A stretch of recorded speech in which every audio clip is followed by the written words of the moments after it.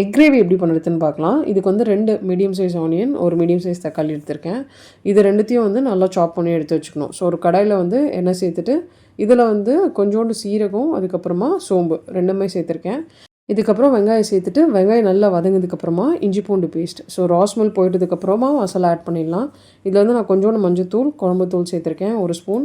உங்களுக்கு காரமோ எக்ஸ்ட்ரா வேணும்னா நீங்கள் எக்ஸ்ட்ரா ஆட் பண்ணிக்கலாம். நான் அப்புறமா தண்ணி ஊற்றிட்டு நல்லா கொதிக்க வச்சுட்டேன். ஸோ ஒரு கொதி நல்லா வந்ததுக்கப்புறமா இதில் வந்து நான் கட் பண்ணி வச்சுருக்கேன் தக்காளி சேர்த்துருக்கேன். உங்களுக்கு வேணும்னா தக்காளி அரைச்சிட்டு கூட சேர்க்கலாம்.